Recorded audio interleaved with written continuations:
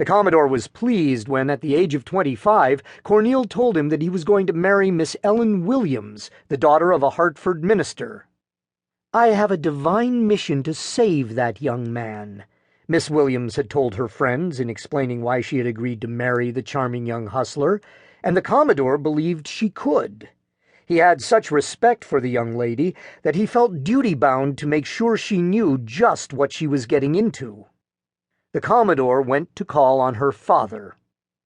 "Has your daughter plenty of silk dresses?" the Commodore asked Mr. Williams.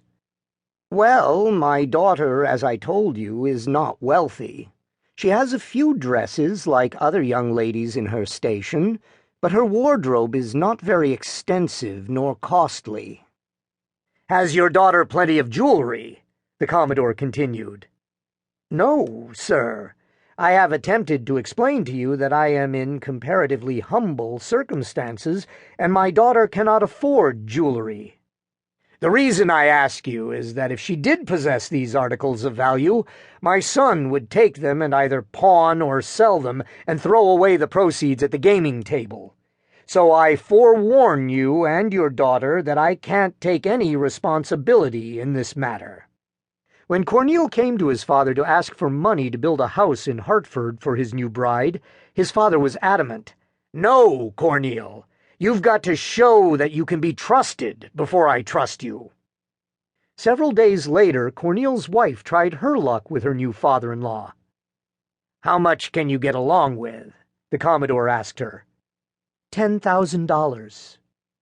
He wrote a check, advising her to stretch it as far as possible since there would be no more.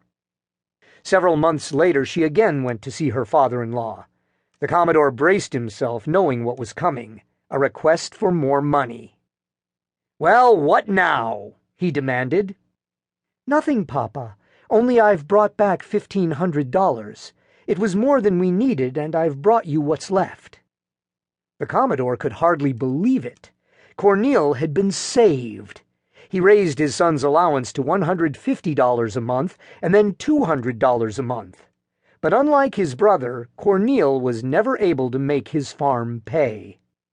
He continued living well beyond his means, frequenting gambling dens and brothels in Manhattan, borrowing money from professional gamblers, assigning his allowance as security, writing bad checks, landing in debtor's prison on a number of occasions, and depending on his mother to bail him out, until it reached the point that the Commodore would not give Sophia any money, in the belief that she would simply turn around and give it to her wanton son. Finding himself in 1868 with outstanding indebtedness of $80,000 and no assets, Cornel declared bankruptcy.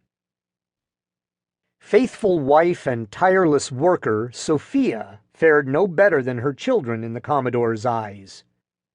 In the summer of 1846, when the Commodore was 52 and Sophia was 51, he fell in love with his children's comely young governess, the latest of an endless series of dalliances, but the first within his house. It was difficult having Sophia at home, so he sent her on a trip to Canada with one of his daughters. When the beleaguered governess quit, it fell to the obedient Billy to secure another buxom maid to fill her position. "I'll find some woman to take her place," Billy noted. "The old man is bound to fall under the influence of some woman, and I'll have that woman appointed." While his wife was away, the Commodore was busy indeed. Having decided that he had to be closer to the center of business, he began constructing a 4-story brick and brownstone townhouse in New York City at 10 Washington Place, a quiet street between Washington Square and Broadway.